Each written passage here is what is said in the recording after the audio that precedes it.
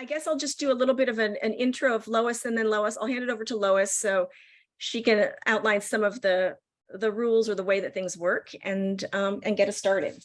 So here's a little bit more about Lois. Award-winning author Lois Levine dwells in the spaces where literature and history meet. A confirmed book geek, Lois earned degrees in history and literature from Harvard, the University of Southern California, and UCLA, and taught on the faculty of UCLA and Reed College. Lois's work has appeared in the New York Times, the LA Review of Books, the Chicago Tribune, the Huffington Post, the Wall Street Journal, the Atlantic, and on NPR, as well as in numerous literary and scholarly journeys and in film and performing arts festivals. As I mentioned, Lois has a history of doing programs in the gallery here at Blue Sky, and we're so excited to welcome her back, as well as all of you, to join in the discussion. So I hand it off to Lois. Thank you. And Molly, I think you're fading in and out. I don't know if that's true for everybody. The Blue Sky connection can be a little bit iffy back there. Okay. So I'm going to assume our frozen Molly has handed things over to me and run. How's that sound? Good. That sounds right. So yeah, thank you all for participating tonight. Thank you to Molly and to everyone at Blue Sky, both for welcoming this program and for all the work they do to bring really important art to the community. We always begin the programs by acknowledging that Blue Sky Gallery is it exists on the traditional lands of the Multnomah, Cathlamet, Clackamas bands of Chinook, Tualatin, Kalapuya, Malala, and many other tribes that made their homes along the Wimal and Willamette, or as we call them today, the Columbia and Willamette rivers. And that in this online format, you may be participating from someplace else. And so we invite you to consider your own land acknowledgement that reflects your location. We also acknowledge that this technology that we use for programs like this is inequitably distributed and not equally accessible. And that creates new virtual displacements and exclusions. And we always call attention to this in terms of the need for action now and then in the future to address these disparities. And as Molly said, if you were able to make it out, I started doing programs like this in person in Blue Sky before the pandemic, and I've done them in other settings as well. I'm really interested in opportunities to bring folks together in conversation to create community through reflection as a way to build connection, reflecting on visual arts, sometimes on literature, sometimes on music. And the point, I will pose lots of questions, and the point is really just to spur discussion and for us to kind of build our understanding and appreciation collectively. I never leave one of these sessions without thinking something new because of the things that the participants have said. So don't hesitate to share what's on your mind. And if it's more of a question that you have than a reflection, that's also great because it keeps the conversation going.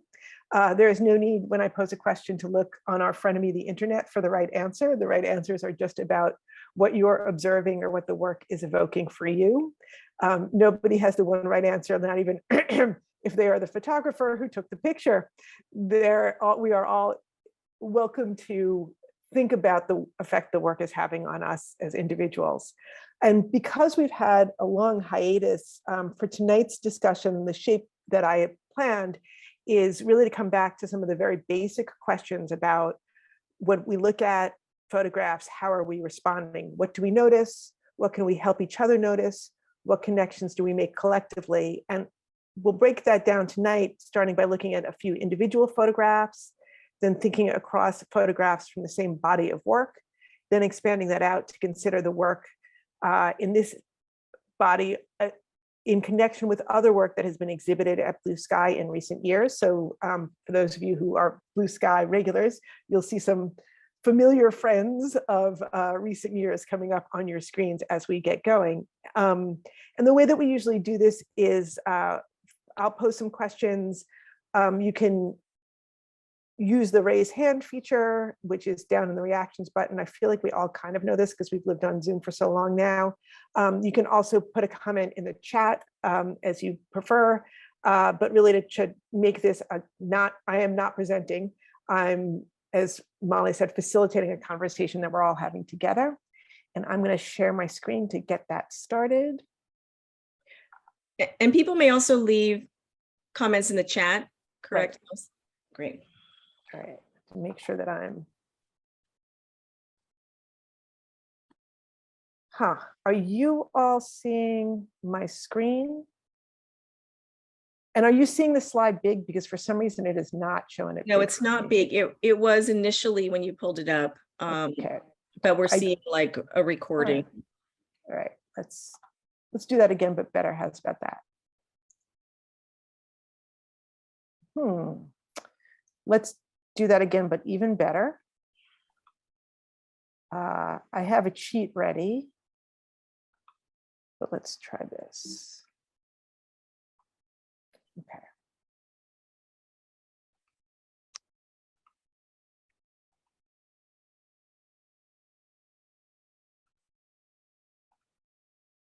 Great. Voila. Okay, much better. This is the slide that says everything that you don't really need to know. And bear in mind that I now can no longer see everybody. So if you're physically raising your hand, it may not help as opposed to using the raise hand feature. But let's start with this photo and just take a few moments with it for yourself. Think about what you notice in the photo, what associations you make. Are there things that surprise you? Are there questions that come up for you? And as I said, just take a little time with it. Ooh, not what I meant to do. And Molly, for some reason, I can't see the chat now. So just let me know as things come up if they do. Yes, I will.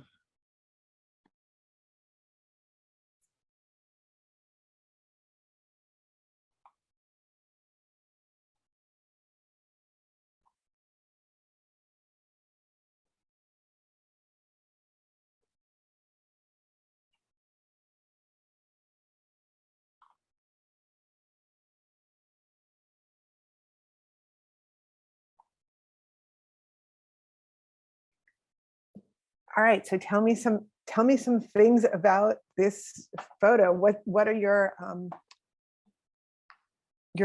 emotional responses or your interpretive responses, or what are the things that are striking you about the photo?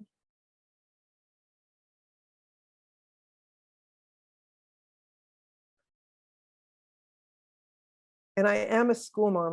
I will call on you if I need to, but I'll just give it a moment so folks can get excited about volunteering.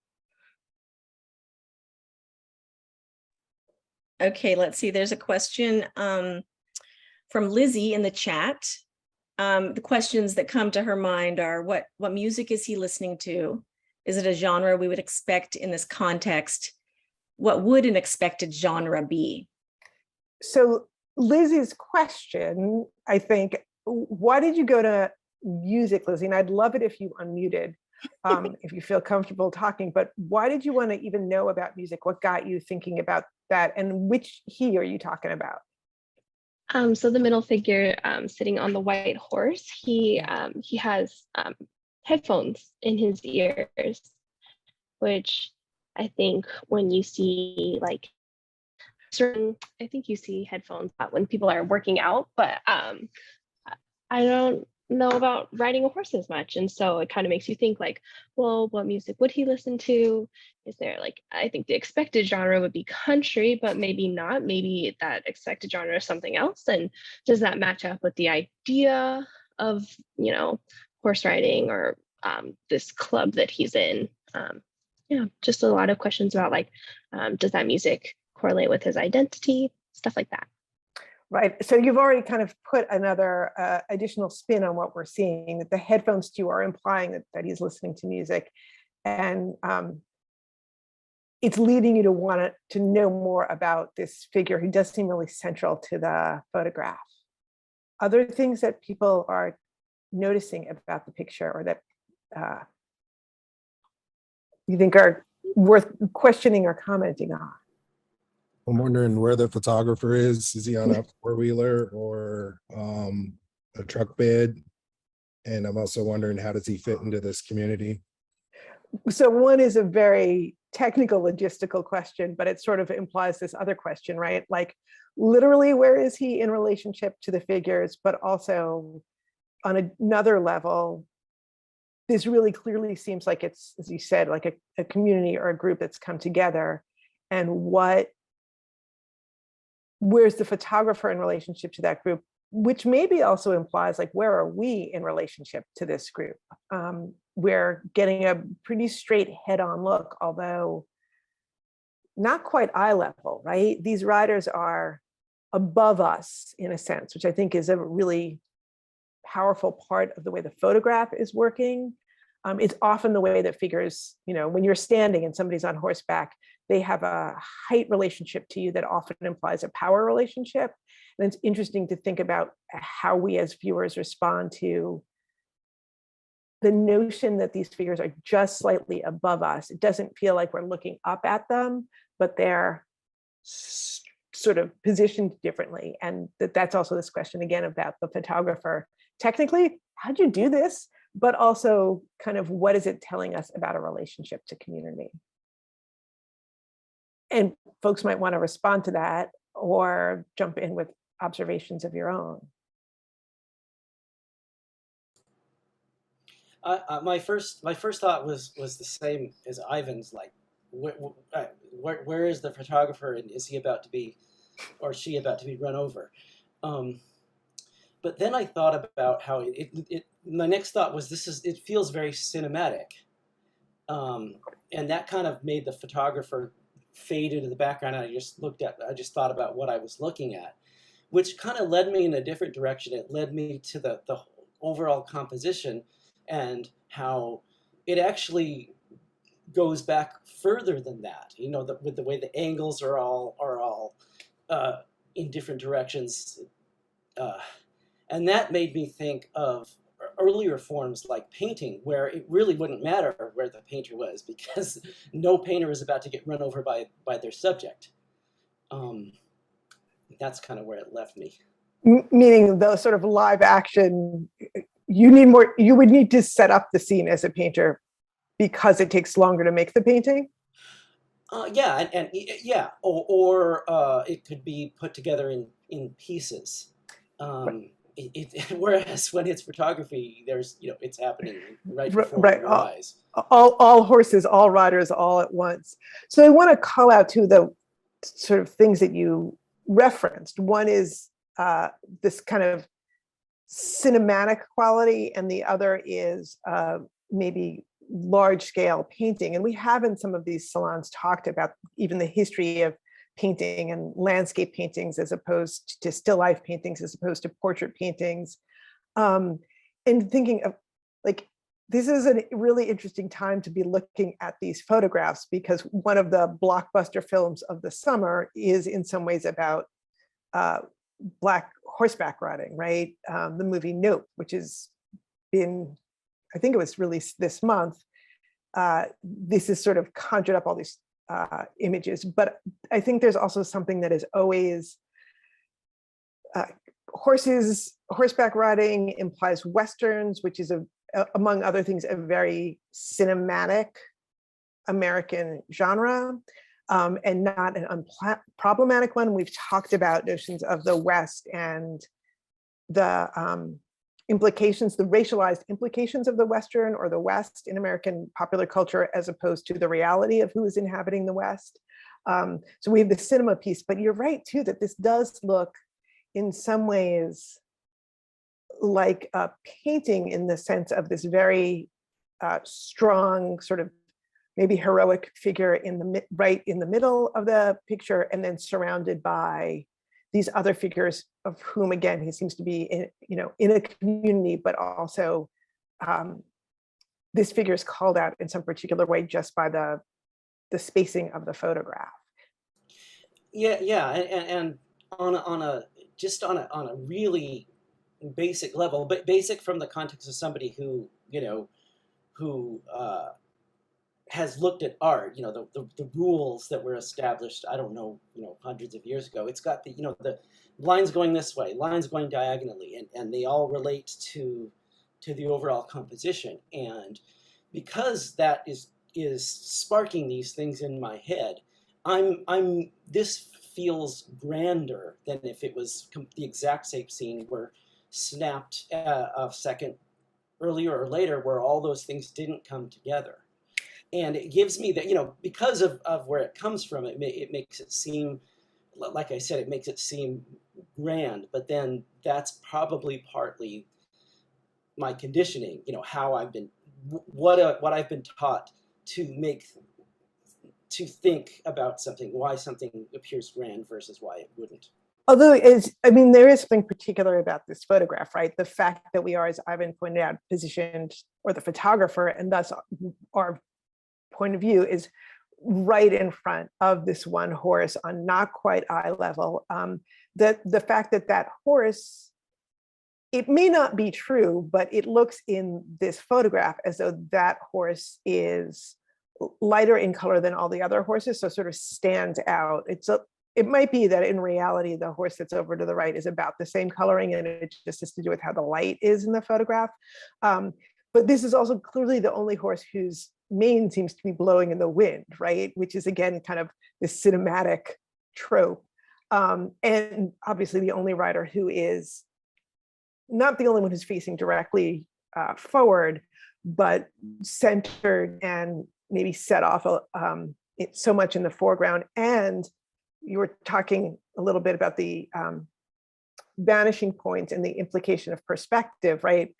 It's also a little bit corny and in some ways out of character, that we can see things that tell us that this is a modern scene. And one of those things, obviously what folks are wearing, from the pods to the clothing, but also there are these electrical wires that are running on either side of the road, so they kind of work with that vanishing point, and that we can see that there's a line. This is a striped, highway or roadway of some sort. So that also kind of emphasizes, it's not actually quite the center point of the photograph, but kind of does that work of underscoring those lines.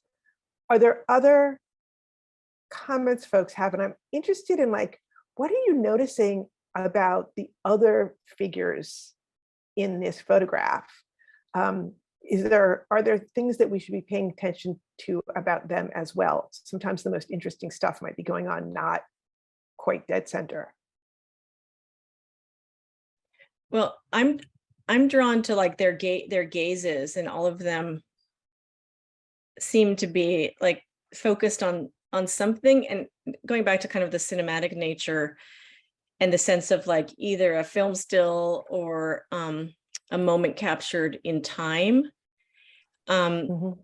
It makes every single character, the moment that's captured, it makes us kind of question or try to analyze, I think, these individual characters, and that I'm drawn to maybe what they're looking at, and also the horses and the people are going in different directions as well too. So what's happening at this moment in time with this ride that they're going on? Yeah, and organization here, every photograph is a moment in time, but I think there's something about the fact that there are so many figures in this photograph, human and also animals, right? That we know that they're all moving one way or another. And then you can sort of get that even from the other riders. For me in particular, I noticed the other two riders who are sort of closest to the front of the group, right? The guy on the right side is leaning over. So we feel like he's looking down or he's about to look back, as well as the person who's on the phone, which is also implying an activity that is in process. But there is something about the fact that we're looking at a group that feels, I think, even more so than if there were just one rider in the photograph. There's something going on that is the still, as people have been saying from the film of it. It feels like a kind of a choreographed moment, which I'm sure it wasn't on the part of the photographer, but choreographed in a way that he knew the moment in which to take that, to generate these visuals. Well, right? and since Blue Sky was a photographer created gallery, I think that the photographers would all say, well, actually, that's just the fact that you take so many pictures to get that Yeah. one capture, right? This, I suppose that you could choreograph this, but it would be an enormously difficult one to, just given, again, the number of people and horse wranglers that would be necessary. Any more thoughts on this image, or are folks ready to jump onto the next one?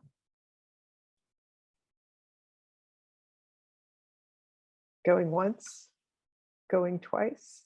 All right, we'll go on to the next one. And again, just take a few moments to look at this photo and think about what you're noticing about it. And also,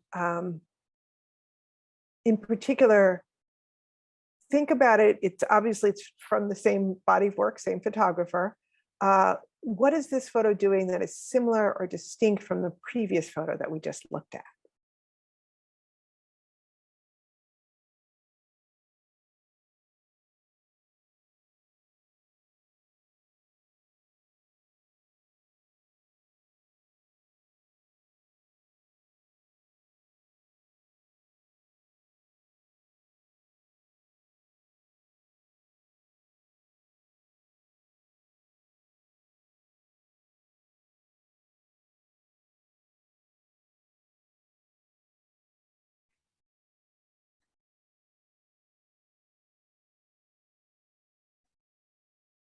Who's going to start us off?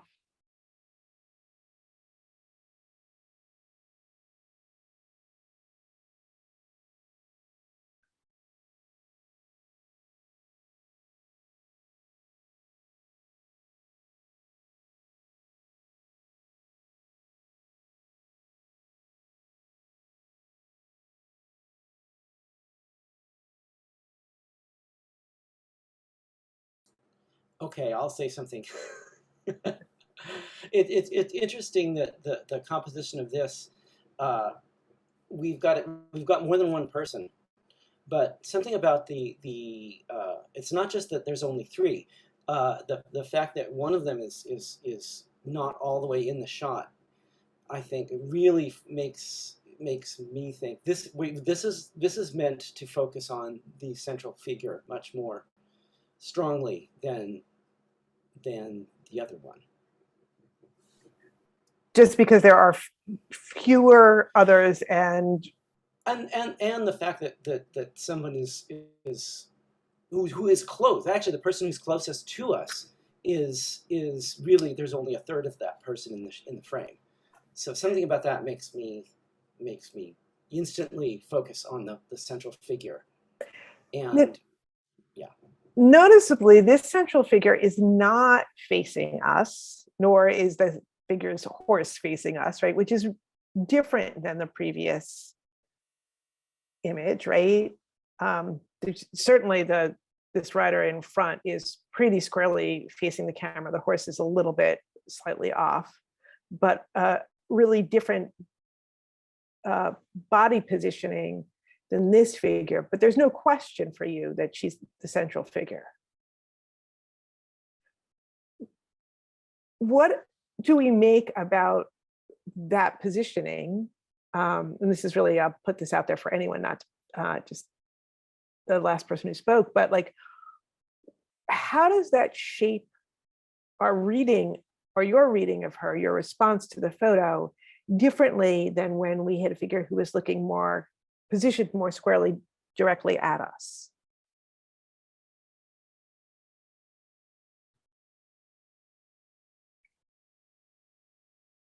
And I will say again, no right answers. I'm just curious to see what's on your minds.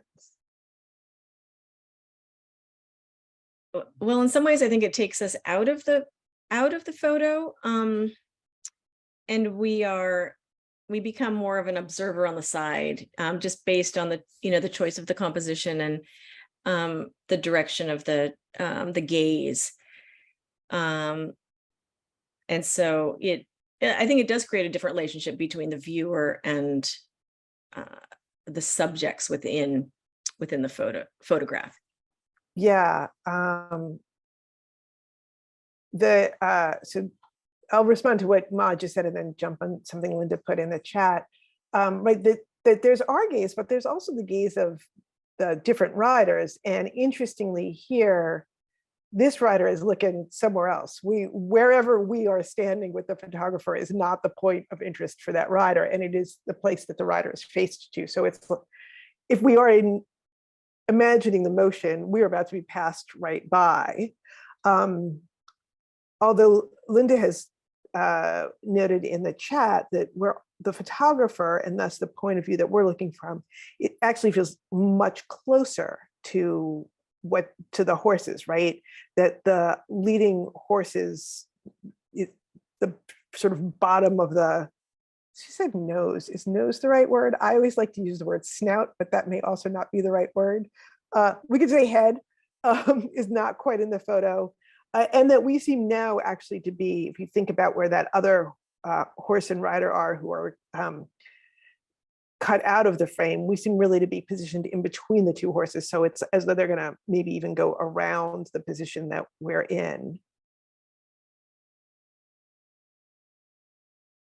What do we get out of thinking about both of these photographs together? Like, all right, Black people ride horses. You can get that from either one of these photos, but there's more happening. It becomes a richer conversation when we see the two photos together, I think. In what ways? And I can jump back again. Okay, I can jump back. I can go forward. Well, we mentioned community before, but I think it establishes further community, but also one that is across genders, perhaps, and as we see more of the work across ages. Yeah.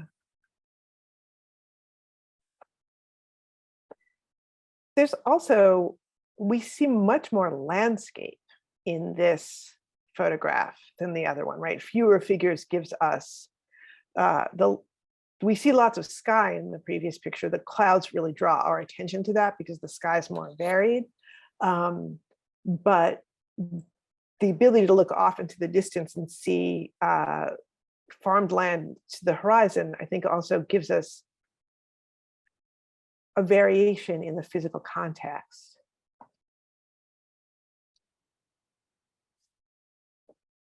So it makes me think maybe these are in different places and spaces. Yeah, the only there is slight clues for the places because in as much as there are the titles for these pieces, they designate where they are. So they are, according to the titles, taken in different places, which means probably totally different groups of riders on totally different days. Mm-hmm.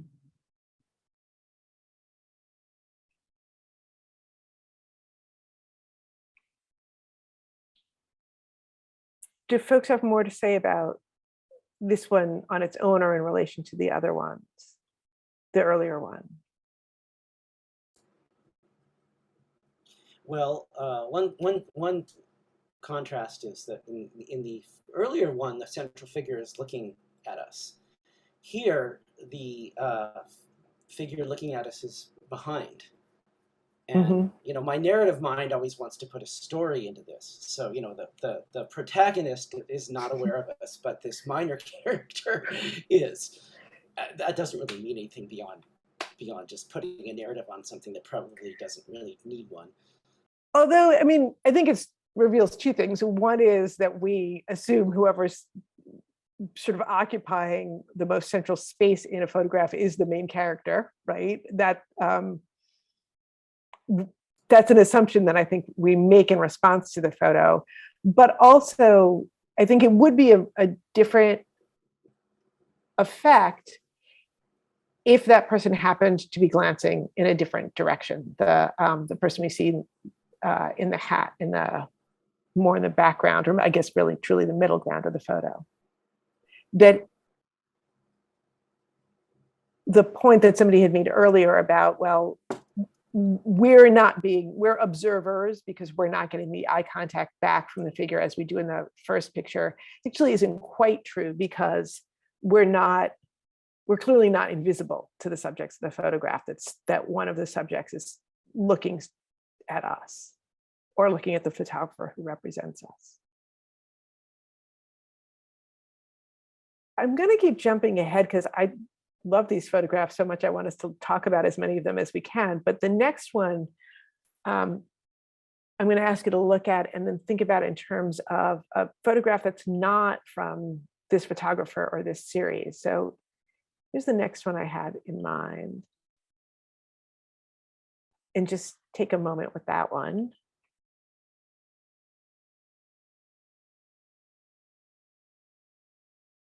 Especially to think about what's building across these photos.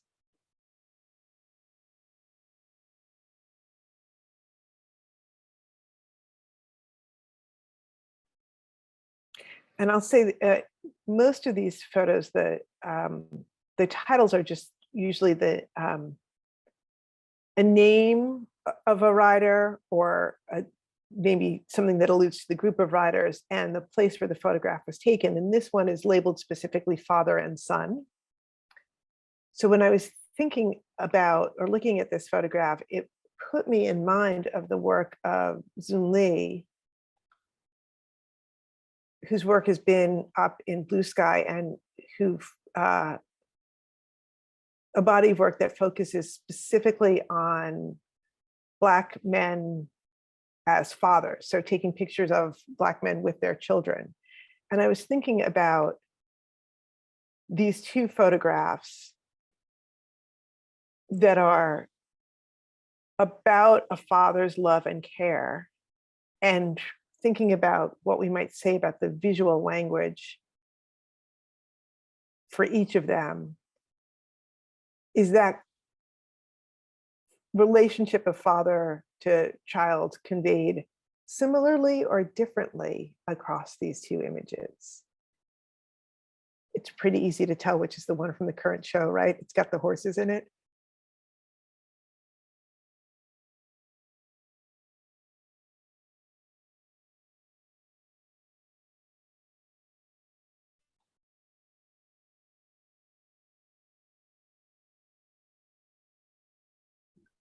I think the one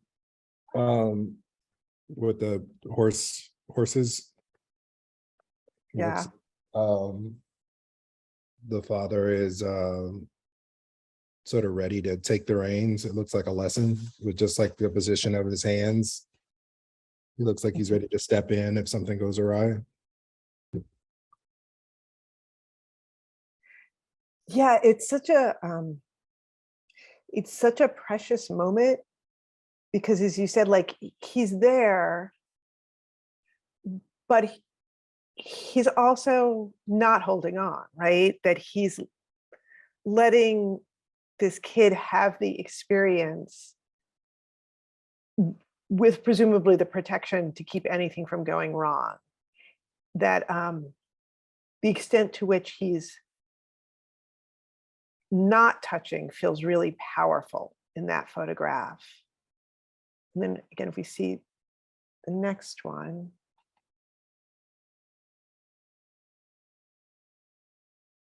we can't see this father's hands, but the implication is the child holding the father and that the father's holding the child back.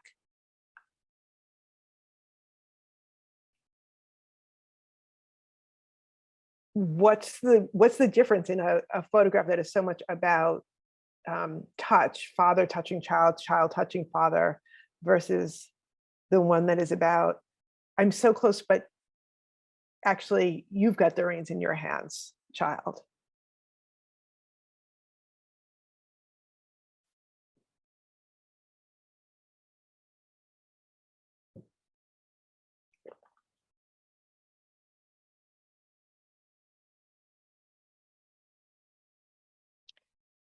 Well, I think I like to think about it as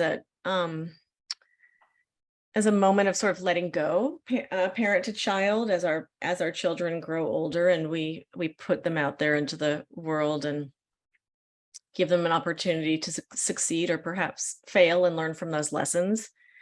But it's a scary thing, I think, for a parent too. To, you have faith in your child, but at the same time, you always want to protect them, but also give them the tools to succeed. So I imagine for this father and son, perhaps that's playing out as he looks like a boy who's ready to maybe learn a little bit more of the ropes.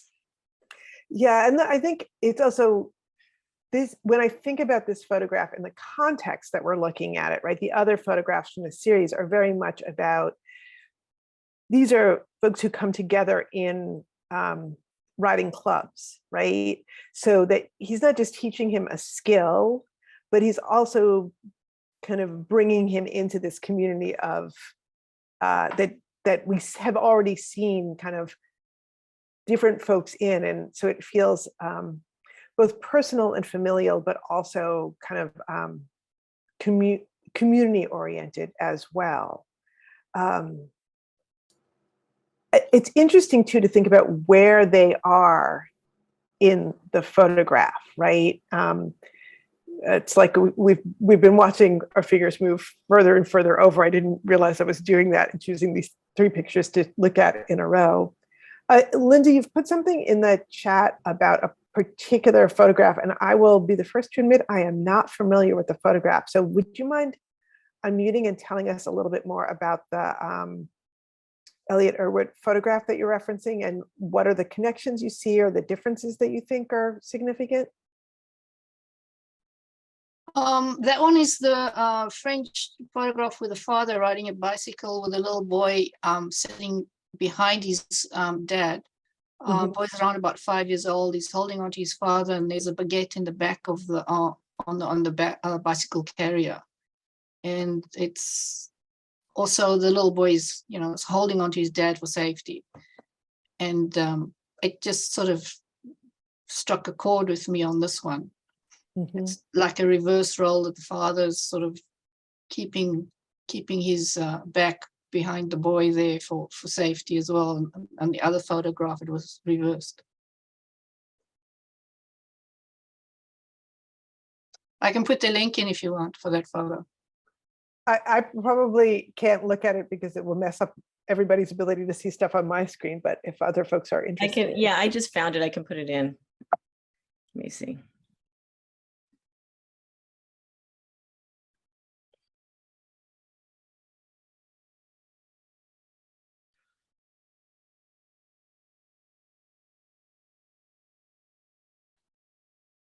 So that there's some kind of photographic history that we have of images of fathers and sons, although certainly far fewer probably than we have of mothers and children. And in fact, we've looked at sort of Pieta inspired photographs in past Blue Sky exhibitions, but thinking about this in the rarer tradition of seeing the loving father portrayed, whether it's the Zunli photographs, which are very much about a US experience, or this French photograph. Other things that people want to note about, again, these two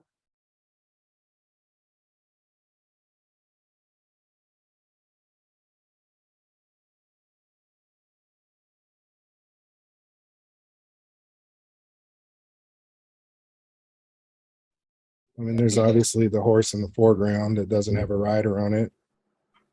I'm wondering if that's the boy's saddle because it looks small. Yeah, whether it's literally the horse he's about to ride, or whether it is kind of metaphorically suggesting like he's moving towards his own horse.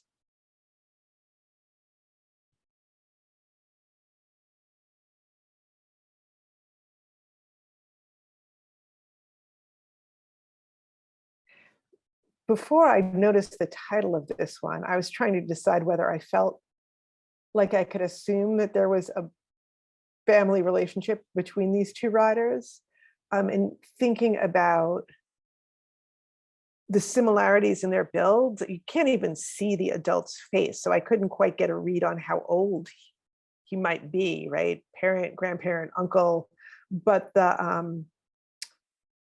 their physical builds feel pretty similar, and their bodies are he's so clearly echoing the child's body that I think there's also this implied connection, even when we don't have the information that the title gives us of father and son.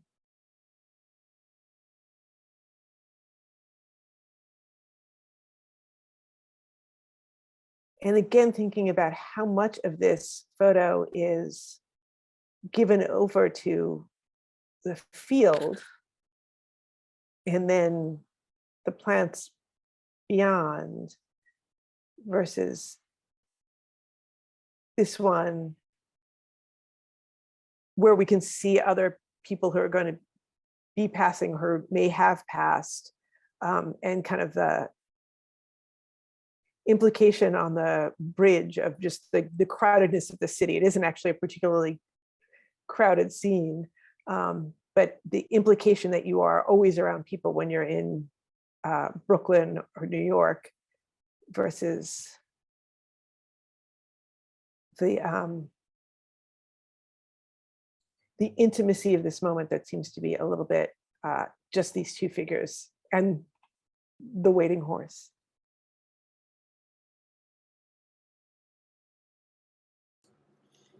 It looks like I'm not sure what's on the young man's shirt, but it looks like a UPC code, which I thought was kind of funny in relationship to the field, because there's these these vertical lines, and then there's the field, which is also kind of vertical lines, but of a very different nature.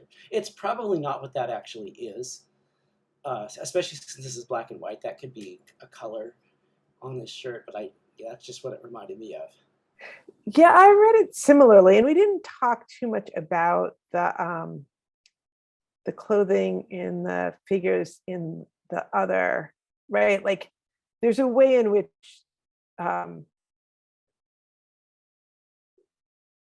the clothing is all like it places these in time in a particular way.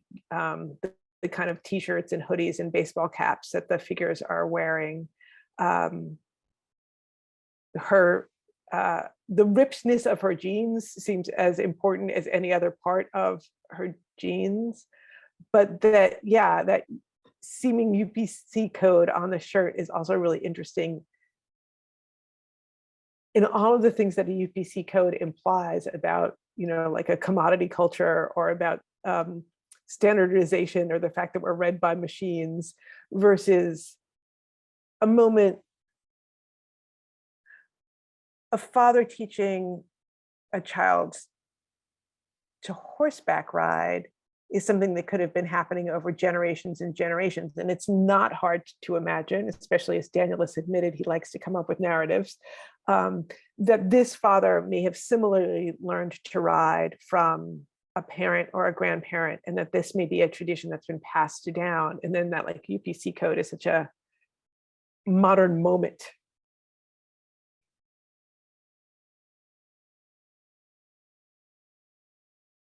And also, I love this photo so much.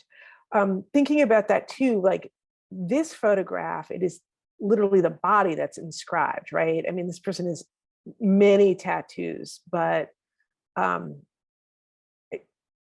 Brooklyn placing us, the tattoo placing us as much where we are as the bridge that they're crossing, and thinking about what it means, the way that bodies are inscribed.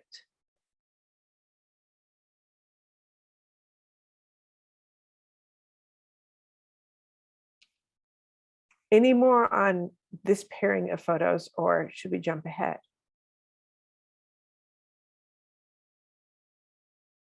Going ahead. So this is another one of Jeremiah's photos in this series.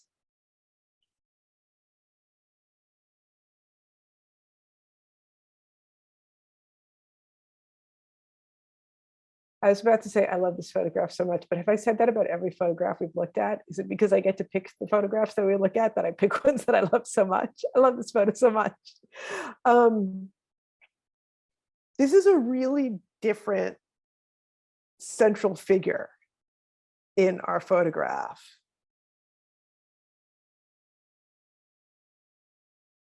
So what's striking, and I have some other ones for us to compare it to, again, from another Blue Sky show, but what are you noticing? What's striking? What makes this a compelling or a challenging photograph for us as viewers?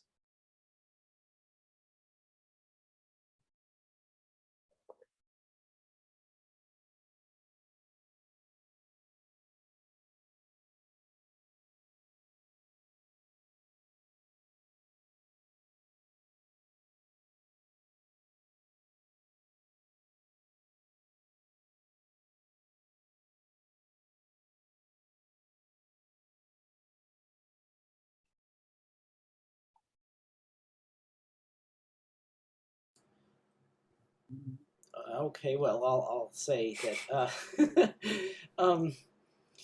the I love this the real seriousness on the faces of both of the children that are in the center, that are central. I mean, there's a kind of we think of children as playing. That's what children. That's children at work as children playing, but children often have. I mean, they take what they do very seriously, and there's this seriousness on both their faces, really, but especially on the central one. That is of a type that you rarely see on anyone who isn't a child. It's just a certain focus on what she's doing, which I think is a lariat, maybe, that she's learning how to throw. Or at least approximating, right? It may Yeah. just be a big loop that she's holding together as opposed to a proper lariat, but it does seem like there's something, as you said, so her work is play and her play is work.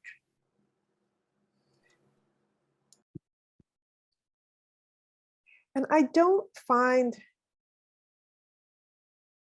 I think it would be easy to have a scene like this where, as an adult viewer, we could find a child a little bit laughable for being so serious in playing at a role. And I don't feel that at all from this picture. I feel like there's a gravity in her seriousness that I respect. I mean, I'm charmed by it. I'm totally charmed by it, but it doesn't seem ridiculous in any way.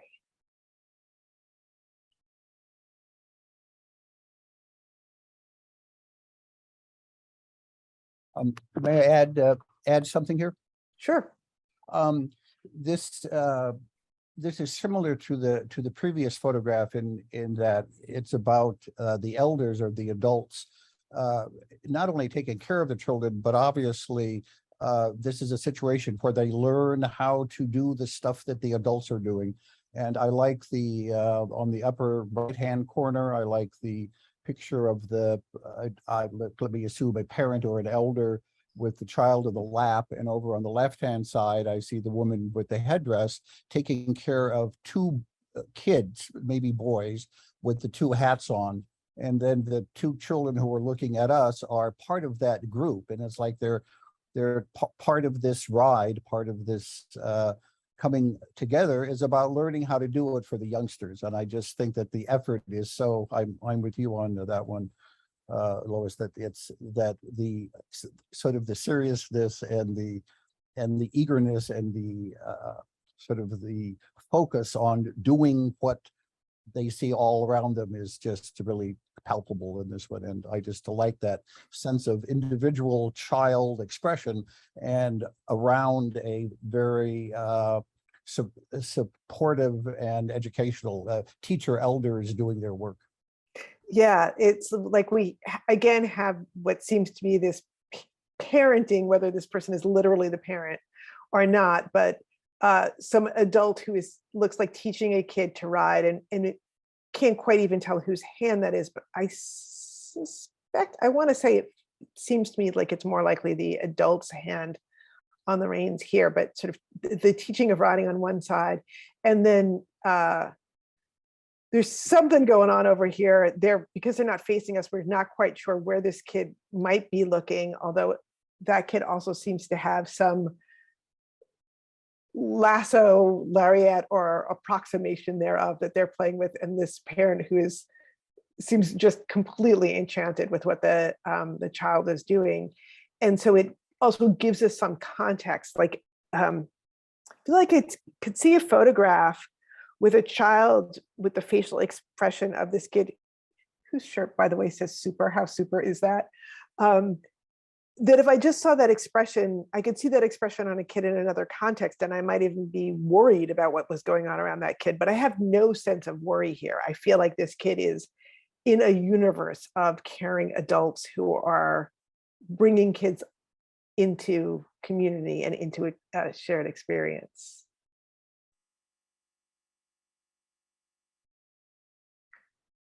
I was thinking about this photograph, which in some ways, there's a whole universe of academic studies now. There's a universe of girlhood studies, and particularly a universe of Black girlhood studies. And I was thinking about, what is this photograph telling us about Black girlhood? And then it made me remember some photographs that were in a Blue Sky exhibit maybe about a year and a half ago. These are two photographs, both by Jasmine Clark. So here's one, and here's the other. And I think those were up like December of sorry, my cat has moved us ahead one.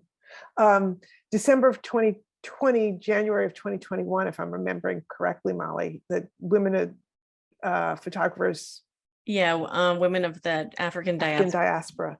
So again, these are both by Jasmine Clark, and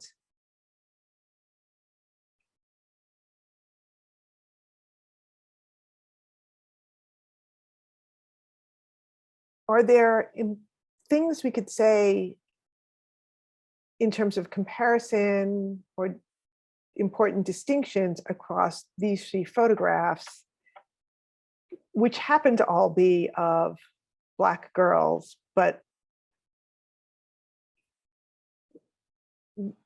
what does it make us think about Black girlhood?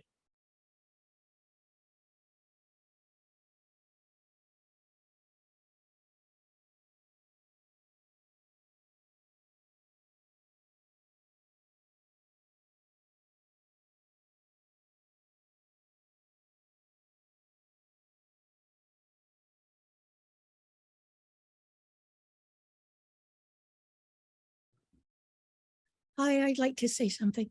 Please do. I'm not a photographer at all. I'm photographer adjacent. I'm just listening with my husband. But it strikes me as I've looked at each of these photographs, how much the people belong. They seem to belong to the land. I've ridden horses all my life, and it looks to me like they have ridden horses all their lives. They look like, especially the one woman in the second photograph, looked like part of the horse. See, she doesn't even have a saddle. She's so relaxed. She's such an easy rider. They're almost like the same shades as the land. The girls look so at home in this group. The girls of the other exhibition look, peeking from behind the door, look like they do not belong, like they're hiding or alienated somehow. So that to me was the difference.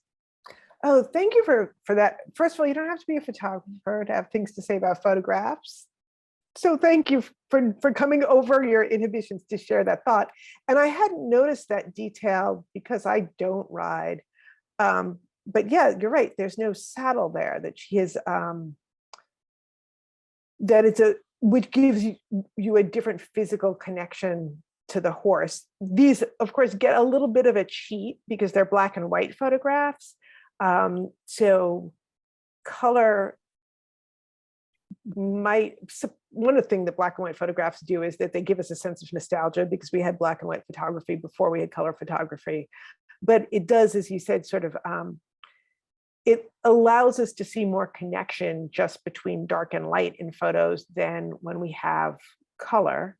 But all of these figures in Jeremiah's work, and particularly these girls, they're connected to place, and they're also connected to people.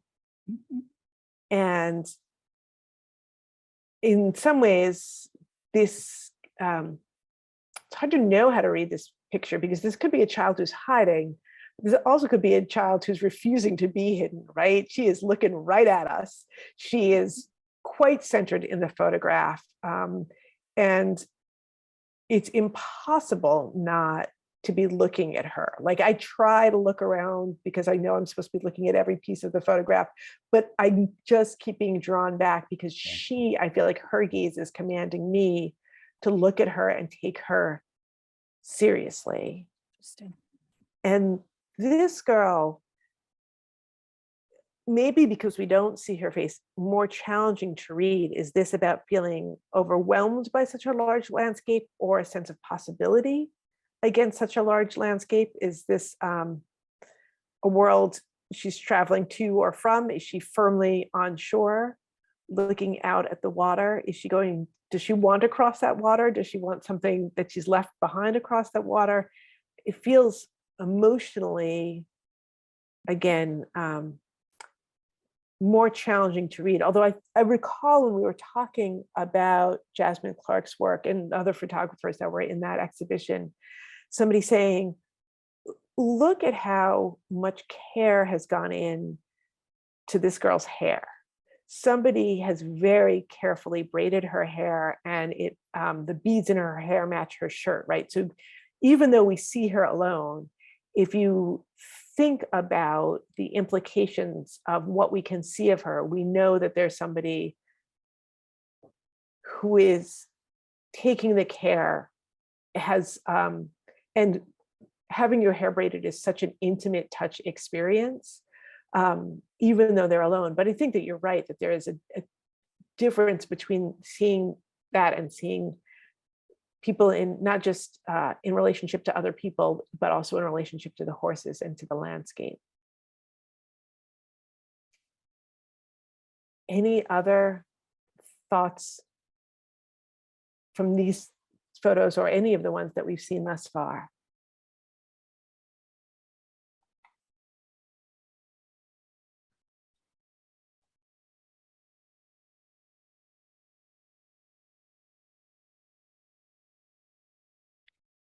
I just might comment this work in relation to the others, to Jasmine Clark's.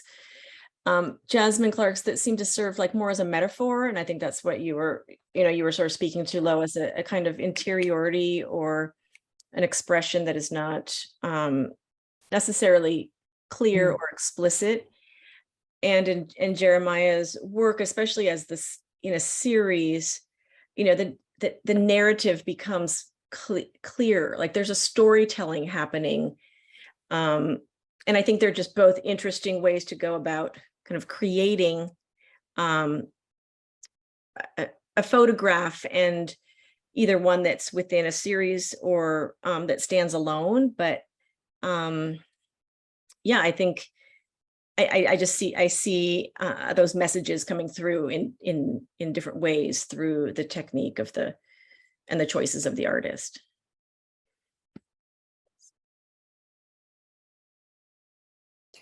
Yeah, it's interesting that you said, oh, the Jasmine Clark's seem more metaphorical, because I feel like in general, as soon as you've got like somebody on a horse in America, there's some metaphors of the West and the cowboy. And of course, this isn't the West, it's Louisiana. I mean, Louisiana was once the West, but it is more the South than the West. The fact that in this particular photograph, we have both cowboy hats and Indian headdresses. I don't know enough about the tribes that are native to Louisiana to know whether those headdresses are of those tribes. I wouldn't be surprised if they're not. that these might be more from, again, a notion of Indian that comes to us as much from popular culture, emphasizing certain, when I think of the headwear of Northwest tribes, it's headwear that I never knew about till I lived in the Northwest, because it was not what Indians that popular culture had taught me what they looked like or how they dressed. But I think that you're right that there is also an immediate narrative that has to do with the clubs and the what the group implies about these riding clubs. And maybe some of that is also that we know the series is titled Louisiana Trail Riders, and that it is about these clubs, so that there is a literal and immediate way in which they're interacting, the groups and the people with the horses within the groups. And perhaps challenging our assumption of the myth of the urban cowboy or the cowboy, of the Wild West, and retelling a new story. Yeah, or maybe an old story. I would not be surprised if trail riding, again, was something that, at least in some of these folks' families, had been long onto the generations. One of the photographs I didn't put in that's in the series, which you can still see if you get to Blue Sky between now and Saturday, one of the riders actually has what I think of as Mardi Gras beads looped around on what's the word for the thing on the saddle? The thing on the saddle. That thing. All right, one more photo, and I'm going to try something that I've never tried before. So you're all going to be generous with me when this go horribly wrong in terms of my technical skills. I was thinking, as soon as I saw this photograph, it made me think not of a poem, as I often pair things with, nor of another photograph, but actually of some music. And I've got this queued up on another computer. I'm going to see if I can hold my microphone close to it so that you will hear it.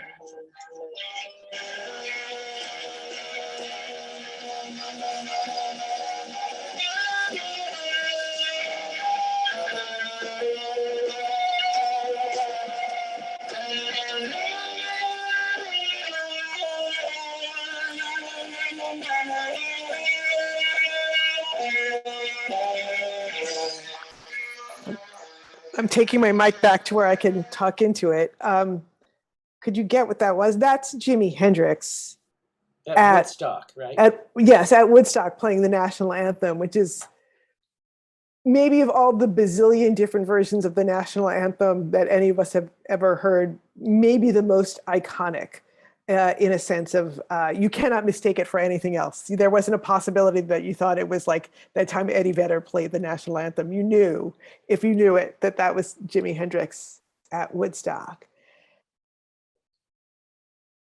And I guess I just wanted to share that because I like that rendition, but also thinking about how does that musical moment shape our experience of this photograph? Or maybe also, how does this photograph shape our experience of that musical moment?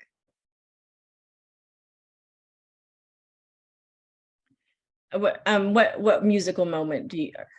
The musical moment of Jimi Hendrix shredding the national anthem at Woodstock.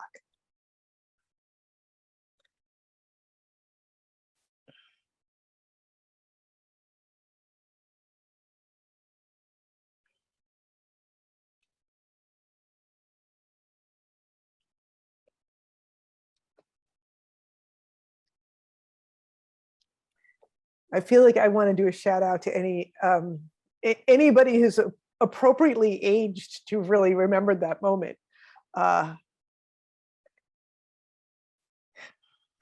Yeah, I can't really comment on that.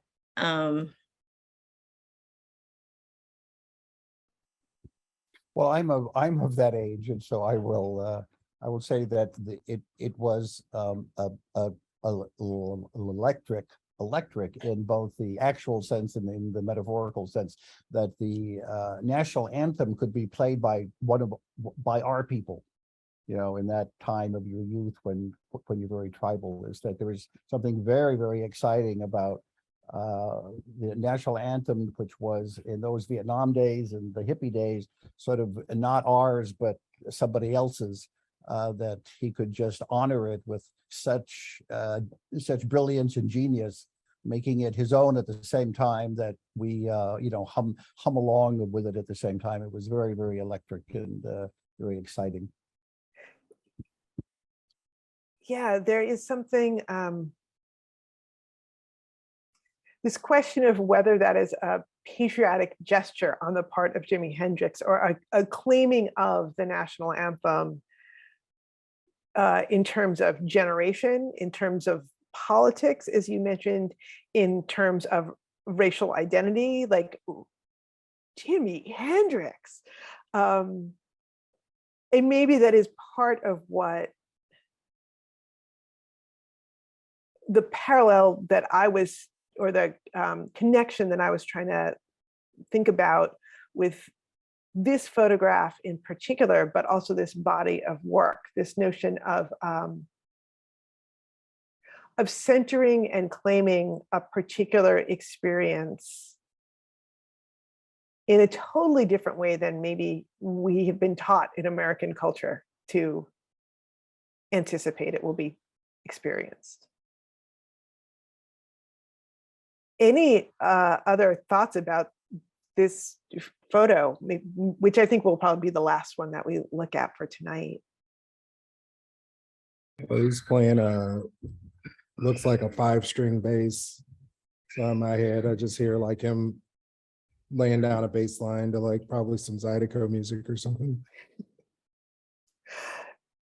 And you're saying Zydeco because Louisiana? Yeah.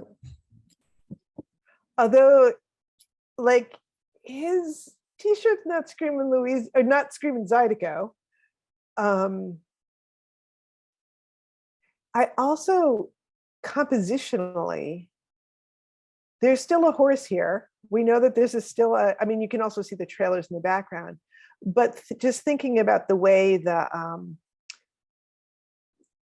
bass kind of gives us this object that's pointing in one direction, and it mirrors the reins that are in the hands of the rider that we see a little bit behind this figure on the other side of the photo. And I think about it too in terms of our expectations, especially for white America, of where we usually see Black men as musicians is one of the places, right? As musicians, as athletes, as not as necessarily as horseback riders. Definitely our ahistorical belief that cowboys were all white guys, which they certainly were not. That I like the way that this photograph is not quite giving me what I think I'm supposed to be expecting, but giving me something that's way more interesting in terms of the baseline that he's laying down and why a baseline is being laid down at this riding event.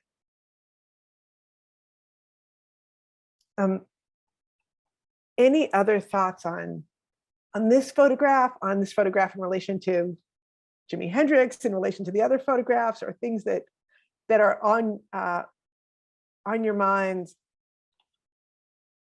as we're getting ready to close? Well, I haven't had enough time to connect this to anything larger, but what's most striking in this photo for me is there's a twisting of things. His hat is at a 3/4 angle behind him, as people tend to wear those kind of hats today. But but the actual hat is dead on with the word true. And we've also got the rider who's going, at what is it, 90 degrees from true, Mhm. and yet he is also twisted at like a 3/4 angle towards us, so that his grin is actually is dead on as the true, and the way the hat just it is above his eyes. It's that's such a classic Western image. It's like right out of a Marlboro commercial from the ad from the 50s, and just all of those things all put together in one place. And you've also got the base looking kind of like a superhighway. What do you mean about the base looking like a superhighway? Well, just You've lost me. the lines. It's like the lanes of a superhighway in a way. That idea about the work that these two hats are doing in this photograph is really fascinating. They're not the only hats in the photograph, because this guy who's standing on the far right side of the photograph is also wearing a cowboy hat. And maybe some of it, again, is that it's not, I want to say they're both white hats, but not necessarily. They could just be lightly colored, and that they're coming across in the black and white photograph is nearly the same. But the fact that they are both positioned almost exactly parallel to each other and straight on to us.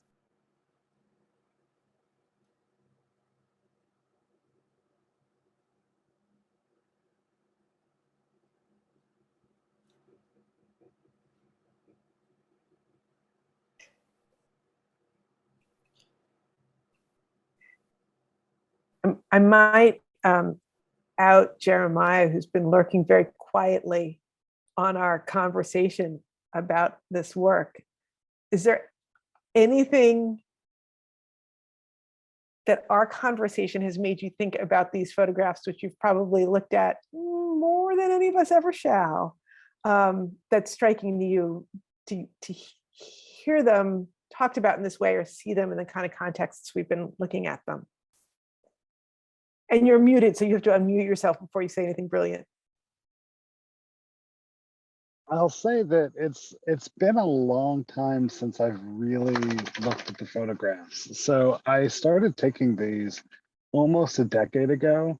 And so a lot of these photographs were made a long time, and I've made a lot of photographs since. And so much that goes with coordinating an exhibition and putting everything together. There's a work that's a different creative kind of work than the compositional structure and organizing the picture. So this was a little surreal, but a really kind of lovely opportunity for me to just sit with the photographs in a way that I really haven't in a very long time.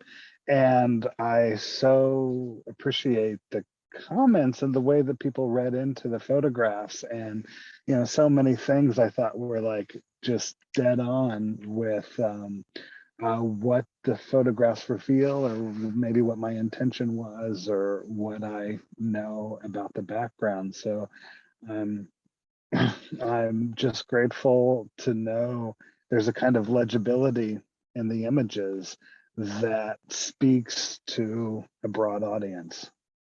All right, well, thank you for this great body of work. Thanks everybody for the conversation we've had together, and giving something back to the photographer. I feel like maybe we get a good quote that could be our tagline for Refocusing. Was it a little bit surreal, but really kind of lovely? I think was your description. That's what we give you here at Blue Sky Gallery. I like that.